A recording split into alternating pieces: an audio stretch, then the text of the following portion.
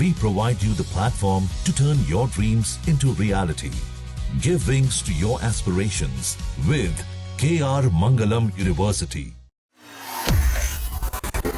नमस्कार, दैनिक जागरण में आपका स्वागत है और मैं आपके साथ प्रिया बिस्ट। मध्य पूर्व में चल रही जंग अब और खतरनाक मोड़ लेती नजर आ रही है। दिन के साथ खतरनाक होती जा रही है। अमेरिका, इजरायल और ईरान के बीच चल रहे युद्ध में अब यमन की भी एंट्री हो गई है।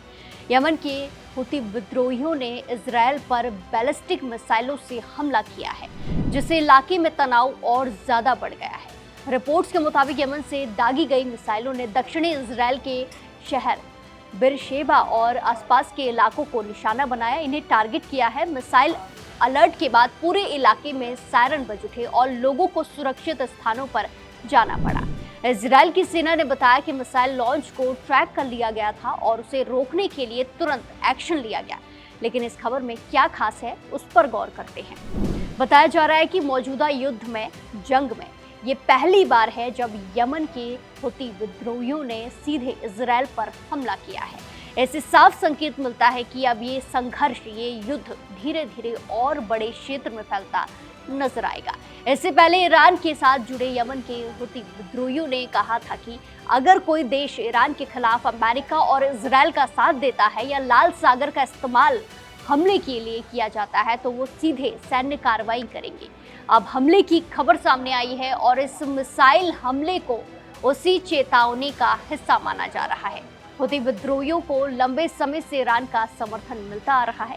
इसी वजह से जब भी ईरान और इजरायल के बीच में तनाव बढ़ता है, युद्ध देखने को मिलता है, तो इसका असर दूसरे क्षेत्रों पर भी देखने को मिलता है। इससे पहले हिजबुल्लाह भी इजरायल के खिलाफ सक्रिय रहा है, एक्टिव रहा है, जिससे इजरायल को कई मोर्चों पर एक साथ मुकाबला करना पड़ा रहा। ऐसे में एक्सपर्ट्स का मानना है कि यमन से मिसाइल हमला करना एक रणनीतिक कदम है। ऐसे इजरायल को अपने डिफेंस सिस्टम को कई दिशाओं में फैलाना पड़ेगा, जिससे उसकी सुरक्षा चुनौती और बढ़ जाएगी। इससे पहले भी इजरायल पर लगातार हमले होते रहे हैं। इसी के साथ साथ आपको बता दें कि रिपोर्ट्स के मुताबिक 27 मार्च की रात से शनिवार सुबह तक बेरशेबा और आसपास के इलाकों में कई बार सायरन बजे। हिजबुल्लाह और ईरान की ओर से भी हमले जारी रहने की बात कही जा रही है, जिससे पूरे इलाके में डर का माहौल बना हुआ है। अब इस हमले के बाद ये साफ हो गया है कि चल रहा युद्ध सिर्फ 3 देशों तक सीमित नहीं रहा है।